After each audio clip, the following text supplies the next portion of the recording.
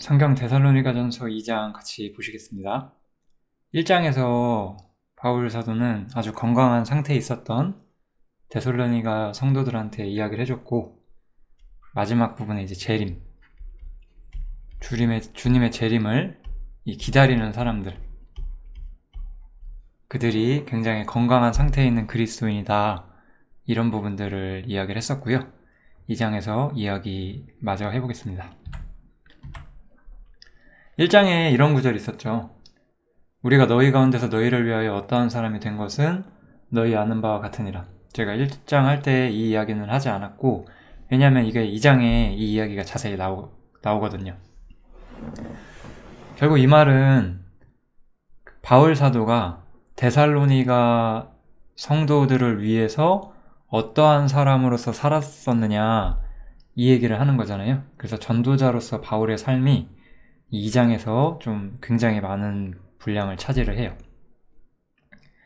첫 번째로 바울 사도는 많은 싸움 중에 하나님의 복음을 말했다라고 이야기를 하고 있어요. 여기서 싸움이라는 의미는 여러 가지 반대되는 여건들이 많이 있었고, 그때도 물러서지 않고 복음을 전해왔었다라고 이야기를 하는 거죠. 여러 가지 어려움들과 안 좋은 상황 속에서도 끝까지 복음을 전하는 일을 쉬지 않았던 바울 사도의 모습을 좀 볼 수가 있고, 여기서 이제 우리의 권면은 간사나 부정에서 난 것이 아니다, 그리고 괴계에 있지도 않다라고 하면서 자신이 전하는 것이 어떤 것인지를 분명히 이야기를 해줘요. 우리가 전하는 복음은 하나님의 진리죠. 사실은 어디에서도 부정당할 수 없는 진리고, 또 그것을 전하는 데 있어서 어떤 괴계가 있는 것도 아니죠. 바울 사도는 모든 것을 정직하게 혹은 어떠한 괴계 없이 순수하게 복음을 전하고자 해왔었다 라고 이야기를 하고 있는 거죠. 이런 구절들은 우리가 전도자로서 당연히 본받아야 되는 모습이지 않나 생각이 듭니다. 그리고 또한 오직 하나님의 옳게 여기심을 입어 복음 전할 부탁을 받았으니 우리가 이와 같이 말함은 사람을 기쁘게 하려 함이 아니다 라고 이야기를 하는 거죠. 오직 하나님을 기쁘시게 하려 함이라, 이렇게 이야기를 하고 있죠. 바울 사도는 복음을 전할 때 사람을 기쁘게 하려 함이 아니었다라고 말을 하고 있어요. 그리고 이것은 단순히 복음을 전할 때뿐 아니라 우리가 교회 안에서 형제들에게 무슨 이야기를 할 때 하나님을 기쁘시게 하고자 하는 이야기인가, 아니면 사람을 기쁘시게 하고자 하는 이야기인가를 생각을 좀 해봐야 돼요. 우리가 사람의 기쁨을 의식하다 보면은 우리는 분명히 그 자리를 놓치게 돼요. 이건 당연한 거예요. 사람은 항상 하나님과 반대되고자 하는 경향성이 있잖아요. 그렇기 때문에 우리가 사람을 기쁘시게 하려 하는 그런 모습으로 우리가 살고 그런 말을 하게 된다면 우리는 당연히 올바른 말을 하지 못하게 되죠. 특히 복음을 전한다고 할 때, 혹은 교회 안에서 무슨 말을 하고자 할 때, 이런 부분들은 너무나 중요하게 우리가 잊지 말고 생각해야 되는 부분인 거죠. 사람이 아니라 하나님을 기쁘시게 해야 한다는 것, 이것을 꼭 잊지 않으셨으면 좋겠습니다. 그래서 바울 사도는 우리가 아무 때에도 아첨의 말을 하지 않았다라고 했고, 탐심의 탈도 없었다라고 했고요. 이렇게 이야기를 하는 거예요. 왜냐하면 사람에게 영광을 구하는 것이 아니기 때문이에요. 그런데 사실 우리가 이 부분을 우리가 생각해보면 좀 반성을 해야 될 부분이 있을 수도 있어요. 특히 이제 교회가 어떤 세속화되고 인간 중심화 될수록 이런 일들이 당연히 생겨요. 사람을 높이는 말, 사람끼리 서로 높이는 말, 혹은 그런 탐심이 안에 있지만 겉으로는 어떤 신실한 척하는 그런 모습들, 이렇게 사람의 영광을 구하는 모습들, 하나님께서 다 보신다는 것을 생각지 않고 사람의 영광을 구하는 그런 모습들이 우리에게 있을 수가 있겠죠. 바울 사도는 자신이 존중받을 만한 행함과 삶을 가지고 있었지만 그럼에도 이 데살로니가 성도들이나 혹은 다른 성도들이나 다른 사람들에게 누구에도 사람의 영광을 추구하지 않았다라고 이야기를 하는 거예요. 우리가 복음을 전할 때 가장 중요한 것은, 그리고 이제 우리가 교회 생활을 할 때, 신앙 생활을 할 때 가장 중요한 것은 저는 사람의 영광을 구하지 않는 거인 것 같아요. 우리가 사람을 생각하게 되면 언제나 불안한 자리로 떨어지게 돼요. 우리가 어떤 잘못된 방식과 잘못된 세계 안에 있어도 그 사람이 두렵거나 그 사람 사이의 관계 때문에 그런 부분에서 진정한 자유를 누리지 못하죠. 그렇게 하면서 오히려 올바로 하나님을 섬기지 못하는 상황도 많이 생기고 헛된 종교적 행위들을 지속할 수가 있고 사람의 영광을 구하기 때문에 이런 문제들이 발생을 하는 거예요. 오직 하나님의 영광을 구한다면 우리는 어떤 상황에서도 더 안전한 신앙의 길을 잘 갈 수가 있다, 이렇게 생각하시면 좋겠습니다. 이 이야기는 제가 길게 이야기를 하지 않아도 될 것 같아요. 그냥 우리가 스스로 생각해보고 내가 하나님을 기쁘게 하냐 아니면 사람을 기쁘게 하냐, 내가 어디서 진정한 영광을 추구하느냐, 이런 거를 생각해본다면 답은 분명하게 금방 나오실 거라고 생각을 하고요. 이제 이건 바울 사도가 또 데살로니가 성도들한테 어떻게 대했냐라고 말하는 건데, 바울 사도는 이들 항상 유순한 마음으로 그 유모가 자기 자녀를 기르는 것 같이 어떤 사랑으로 양육을 했다라고 말하는 거죠. 그래서 바울 사도는 단지 복음의 말씀만을 전하는 것이 아니에요. 우리가 부모가 있고 자식이 있다면 자식에게 단순히 옳은 것만 가르치진 않겠죠? 사랑으로 그것을 가르칠 거잖아요. 그리고 내 목숨까지 주기를 즐겨할 것이잖아요. 그렇게 어떤 양육을 하는 과정에 있어서 이 사랑이라는 것이 빠질 수 없는 것이었다라고 이야기를 하고 있고, 바울 사도는 형제들을 이렇게 대했고 사랑했고 양육했다라고 우리한테 말을 해주죠. 바울 사도가 가진 어떤 그 영적 힘이 정말 대단하다는 걸 우리가 많이 볼 수가 있어요. 우리는 지금까지 두 가지를 봤죠.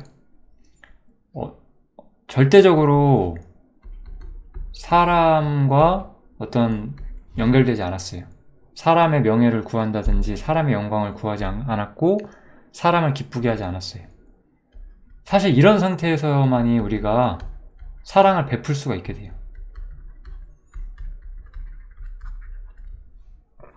우리는 성경에서 사랑을 베푸는 것이 우리가 생각했던 것보다 훨씬 더 어려운 주제라는 것을 우리가 배울 수 있는데요. 사랑은 우리의 어떤 하나님께로부터 받은 우리의 어떤 경향 혹은 어떤 인품, 이런 것들이 뻗어나가는 거에 가깝죠. 하나님이 내게 주신 사랑을 다른 사람에게 뻗어나가는 거잖아요. 근데 우리가 사람을 두려워하게 되면 그들에게 하나님의 사랑을 베풀지 못해요. 우리가 아첨을 한다든지 사람을 기쁘게 하는 말을 해준다고 해서 정말 그들을 사랑하는 건 아닐 수 있거든요. 우리가 예를 들어 직장에 다니거나 사회생활 하면서 내 윗사람이나 내 주변 사람에게 어느 정도의 존중을 해줄 수도 있고 그럴 수 있지만 그들을 그냥 일반적인 관점에서요 사랑하는 건 아니잖아요. 내가 그들에게 대우해준다고 해서 그들이 사랑하는 건 아니잖아요. 그러나 나의 자녀는 더 연약하고 힘이 없는 존재일지라도 내가 더 사랑할 수밖에 없잖아요. 사랑을 베푼다는 거는 그런 의미를 가지고 있는 거거든요. 그래서 여기서 우리는 바울 사도가 어떠한 사랑으로 사람을 대해왔는지, 또 그러한 사랑이 있었기 때문에 또 반대로 사람의 평가나 사람의 영광을 전혀 구하지 않았다는 것. 이 사람의 그 두 가지가 굉장히 여기서 잘 나타나고 있죠. 그랬기 때문에 바울 사도는 스스로 일하면서 복음을 전파했어요. 참 당연한 거죠, 이것은. 이 이야기를 길게 들어가면 할 얘기가 너무나 많지만 참 우리가 이 성직자들에 대해서 생각을 해봐야 돼요. 이 하나님을 섬기는 것을 직업으로 생각하는 사람들, 이게 직업이 되면 어떻게 될까요? 그럼 이들의 수입은 어디서 나오죠? 이들은 뭘로 먹고 살죠? 어떤 형제들의 어떤 물질들로 먹고 사는 거죠. 이것은 그 정말 주님을 사랑하는 형제들한테는 이제 감당할 수 없는 괴로움이거든요. 힘들게 이 형제들이 돈을 벌고 있는데 이들이 번 돈을 나에게 나누어 준다. 괴로운 일이죠, 그 자체가. 저도 성경을 전하는 사람으로서 절대 이러고 싶지 않거든요. 이게 얼마나 괴로운 일인지 알기 때문에. 그 형제님들은 이것을 먹고 살기 위해서 얼마나 힘들게, 우리가 세상 사는 게 얼마나 힘들어요. 근데 그렇게 하셔서 그것을 교회에 바친다. 이게 참 문제가 많죠, 이런 것들이. 여기서 교회는 또 어떤 일들 하나요? 교회 성직자들은 교회보다 위에 서 있어서 이렇게 서 있잖아요. 교회가 여기 있잖아요. 그리고 이제 평신도가 이렇게 돼 있는 거잖아요. 그 평신도는 교회에 갖다 내는 거죠. 본인들이 되게 잘못된 생각을 하는 걸 모를 거예요, 성직자들은. 왜냐면 이게 당연한 거라고 생각을 하니까. 그치만 바울 사도는 아무에게도 누를 끼치지 않고 싶었고, 또 그 자신이 사람으로부터 자유하기 위해서 스스로 자비량해서 복음을 전했다라고, 밤과 낮으로 일하면서 하나님의 복음을 전파하였다고 이야기를 하죠.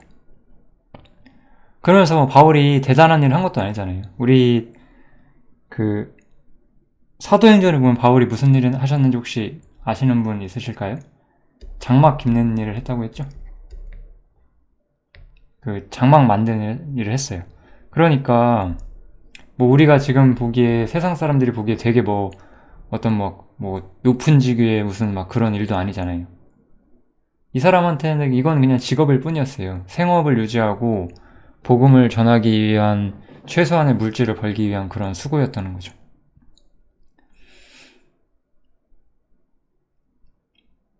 참 이 말씀을 전하는 사람은 기본적으로 이런 문제, 이 물질 같은 문제에서 자유로워져야 되고, 당연히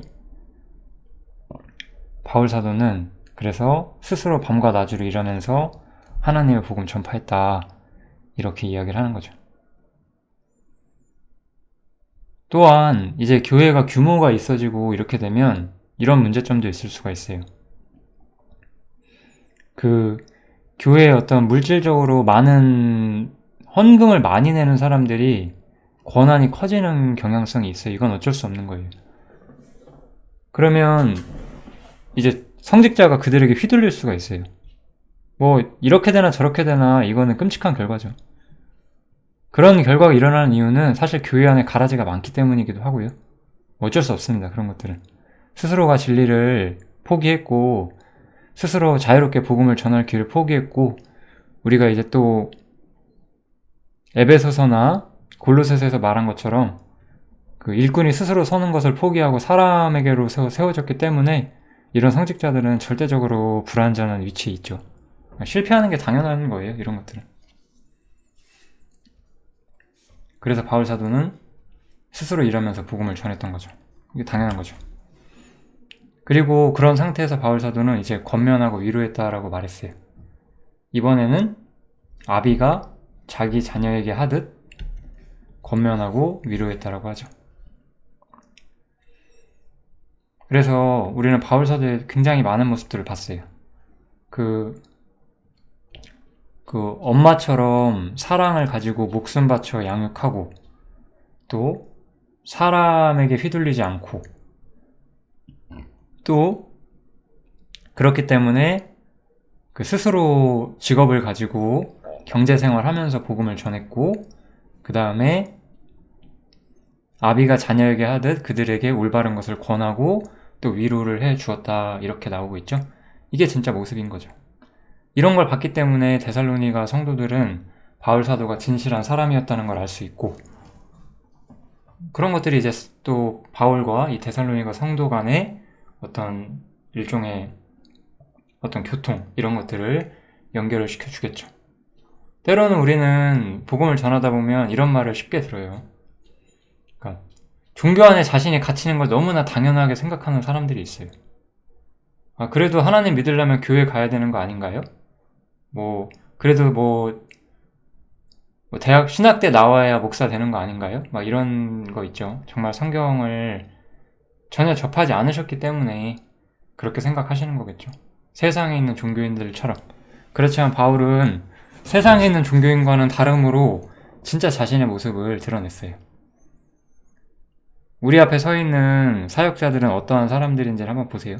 그리고 우리 자신도 사역자가 아니더라도 또 어떻게 살아야 하는지를 생각할 수가 있는 그런 구절들입니다. 이번 이제 데살로니가 성도들의 자세가 나왔죠. 이 듣는 사람들의 자세. 바울 사도는 이제 또한 하나님께 감사하고 있는데, 왜냐하면 이 데살로니가 성도들이 하나님의 말씀을 받을 때 사람의 말로 받지 아니하고 하나님의 말씀으로 받았다라고 이야기를 하고 있어요. 우리 1장에서 이 복음이 말로만 너희에게 이른 것이 아니라 능력과 성령과 큰 확신으로 이루어졌다라고 했잖아요. 그것처럼 말로만 이 복음이 사람의 영혼에게 들어가는 것이 아니라 이것을 하나님의 말씀으로 받을 때, 그때 정말 그것이 능력과 성령과 큰 확신으로 이 믿는 자들 속에서 역사하게 되고, 그들이 정말로 거듭난 사람으로서 주님의 재림을 기다리고 우상으로부터 떠나서 살아계신 하나님께로 향하고 주님의 재림을 정말로 기다리는 건강한 그리스도인이 될 수가 있는 거죠. 우리가 말씀을 단순히 배우는 것과 그 말씀이 우리 안에서 역사하는 것은 항상 성경은 다른 문제라고 이야기를 해요. 그래서 우리가 건강한 그리스도인이라면 항상 단순히 성경을 머리로만 학습하는 것이 아니라 이 말씀이 우리 안에 역사하고 우리가 말씀으로 인해서 올바른 삶으로 지도받기를 아마 바랄 것이다. 저는 그렇게 생각을 하고 있습니다. 이 듣는 사람들의 자세도 데살로니가 전서에서 볼 수가 있어요. 그러면서 이제 바울 사도는 데살로니가 성도들이 겪었던 고난에 대해서도 이야기를 하죠. 저희가 유대인들에게 고난을 받음과 같이, 이 저희는 그 유대에 있는 하나님의 교회들이죠. 근데 너희는 이 유대에 있는 하나님의 교회들을 본받았다라고 말하면서 너희도 너희 나라 사람들에게 동일한 것을 받았다라고 말하고 있어요. 이들은 진리를 지키고 복음을 수호하는 과정에서 고난이 있었고, 그럼에도 그 신앙의 기세가 꺾이지 않았다는 것을 바울 사도가 칭찬하고 있죠. 고난은 또 시련은 항상 모습을 달리 우리를 찾아와요. 그러나 어느 상황에서든지 항상 진리를 올바로 수호하고 올바른 모임 안에 있는 것이 얼마나 중요한 것인가, 우리가 이것을 생각을 해볼 수가 있겠죠. 유대인들도 유대인 그리스도인을 핍박한 것처럼 이제 데살로니가 사람들도, 이 데살로니가가 지금 그리스에 있죠. 이 그리스 사람들도 자신들의 편견을 가지고 여전히 교회를 반대했었다는 걸 우리가 좀 볼 수가 있겠네요. 여기서 바울 사도는 좀 갑자기 약간 번외적인 이야기를 조금 하는데요. 유대인에 대한 이야기를 잠깐 해요. 유대인은 주 예수와 선지자들을 죽였고 우리를 쫓아냈고 하나님을 기쁘시게 하지 않았고 모든 사람에게 대적이 되었고 심지어 이방인에게 구원 얻게 함을 저희가 금하기까지 했다라고 말하면서 항상 노하심이 끝까지 저에게 임하였다라고 말하죠. 우리는 성경 전체의 경륜을 봤을 때 볼까요? 예수님께서는 원래 유대인의 왕으로 오셨죠. 그런데 이스라엘은 예수님을 거절하고 끝끝내 십자가에 달게 됐죠. 근데 이 십자가는 사실상 예수님의 승리였어요. 그래서 이거는 하늘로 가는 문을 열었어요. 그쵸? 이게 엄청난 승리인 거죠. 진정한 구원을 가져왔어요. 그래서 이제 성도는 땅이 아니라 하늘의 백성으로 초청받는 길이 열렸고, 그 하늘에서 머리이신 머리와 하나가 될 수 있는 교회의 자리가 이제 성경에서 나타나게 되죠. 바울 사도를 통해서. 이런 상태에서 이제 이스라엘은 그 거절의 대가로서 이제 심판을 받게 되는 거예요. 언젠가는 이스라엘이 회복되게 되겠지만, 바울 사도는 데살로니가 전서에서는 이스라엘 회복에 대해서는 전혀 이야기를 안 하고 있어요. 의도가 있었을 거라 우리가 생각해 볼 수 있을 거예요. 그 의도를 우리가 굳이 추적하지 않아도 괜찮습니다. 어쨌든 이렇게 유대인에 대한 이야기를 잠깐 하고 있고, 이제 마지막으로 바울 사도는 이 건강한 그리스도인이었던 데살로니가 성도들을 굉장히 만나고 싶어 했어요. 그래서 육신으로도 이들을 만나고 싶어 했는데, 그래서 한 번, 두 번 너희에게 가고자 하였지만 사단이 우리를 막았다라고 이야기를 해요. 그러니까 바울 사도는 그 데살로니가에 가고 싶었지만 어떤 방해가 있었던 것 같아요. 근데 우리가 이거를 성경을 보게 되면, 사도행전을 보게 되면 이런 방해가 오히려 전도의 문을 다른 곳에서 열게 되는 계기가 될 때가 있거든요. 그래서 항상 사단의 방해만 있는 것이 아니에요. 우리는 이 사단의 방해와 함께 어떤 하나님의 어떤 중요한 섭리들, 또 다른 승리를 이끄시는 하나님의 섭리가 이런 데 숨겨져 있을 수가 있기 때문에 항상 우리는 하나님을 신뢰해야 돼요. 사실 그리고 우리가 내가 아들과 같이 내가 대우받는다는 걸 안다면 나는 언제나 하나님이 호의를 가지고 우리 교회를 대우하신다는 걸 믿을 수가 있어요. 때로 우리에게 사단의 박해나 징계와 같은 것과 같은 일들이 찾아올지라도 그 안에서 더 옳고 나은 길을 어떤 설계해 주시는 주님의 어떤 사랑을 우리가 볼 수 있고, 사실 보기 전부터 믿고 있으셔야 하는 거예요. 왜냐하면 하나님은 나를 그 아들 예수와 같이 대우해 주실 거니까. 왜냐하면 나는 죽었고 내 안에 예수님께서 사시잖아요. 이게 바로 해방의 진리죠. 그래서 결론은 데살로니가 성도들을 만나지 못했어요. 그래서 바울 사도는 뭐라고 말하냐면, 우리의 소망이나 기쁨이나 자랑의 면류관이 무엇이냐, 그의 강림하실 때 우리 제 예수 앞에 너희가 아니냐라고 말하면서, 내가 너희를 지금 이 땅에서 보지 못하지만 주님이 재림하실 때 나의 기쁨과 자랑은 바로 너희들이 될 것이고 너희를 그때 영원히 다시 만날 것이다 라고 이야기를 하는 거죠. 그래서 우리의 교제는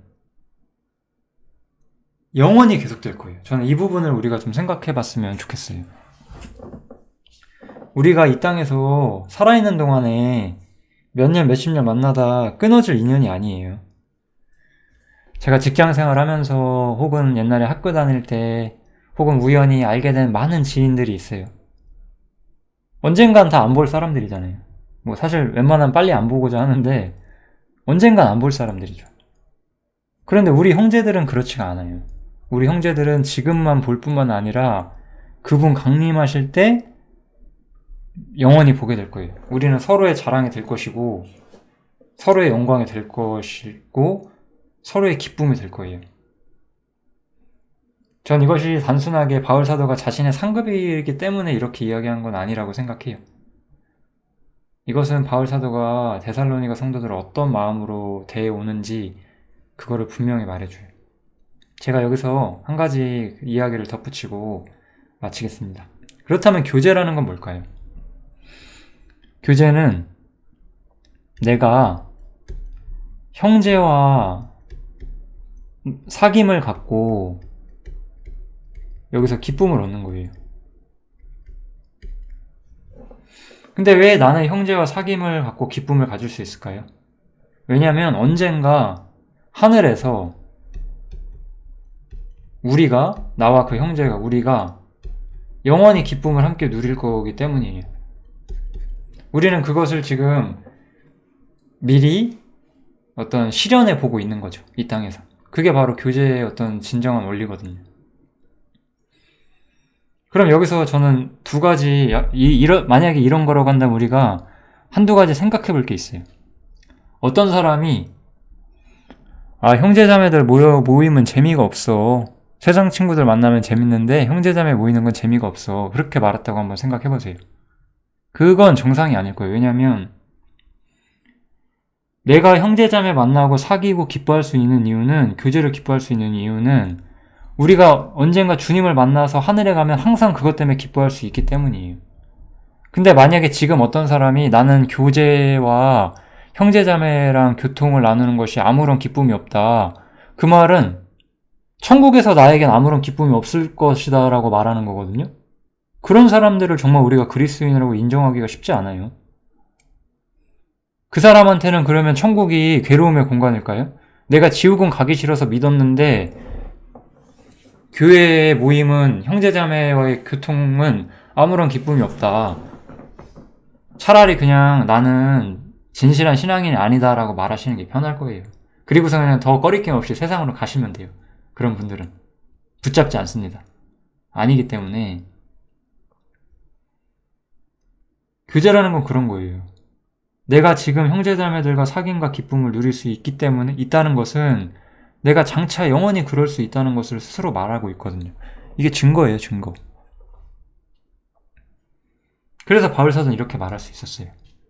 또 어떤 사람이 만약에 그렇지 않다. 그럼 우리는 좀 그럴 수가 없는데 이렇게 생각을 할 수밖에 없죠. 그래서 바울사도는 지금 이 땅에서 데살로니가 성도들을 만나지 못할지라도 상관은 없었어요. 왜냐면 그들도 하나님을 기쁘게 하고 있었고 하나님을 마음에 품고 살고 있었고 자신도 그들을 육신으로는 보지 못하지만 하나님이 이끌어준 삶을 살고 있었기 때문에. 우리가 때로는 육신적으로 많이 못 볼 수도 있고 여러 가지 여건들이 있을 수 있지만 우리의 교제는 이 땅에서와 하늘에서도 영원히 계속될 거라는 거. 이 땅의 기쁨은 언젠가 하늘의 기쁨이 될 것이고 하늘에 있는 기쁨을 우리가 지금 이 땅에서 일부 누릴 수가 있다는 거. 그것이 바로 교제와 형제들 간의 교통, 아버지와 아들과 함께하는 사귐으로부터 온다는 거. 우리가 이런 부분들을 데살로니가 전서 2장에서 볼 수가 있죠. 2장에서 가장 중요한 주제는 저는 이거라고 생각해요. 데살로니가 전서는 깨어있는 사람들, 그래서 재림을 기대하고 있는 사람들에게 말을 하고 있고 재림은 형제자매의 사귐이 영원히 지속되는 그러한 날이 시작되는 것이다 라는 기대감을 바울사도는 분명히 보여주고 있습니다. 데살로니가 전서 2장은 여기서 마치겠습니다. 감사합니다.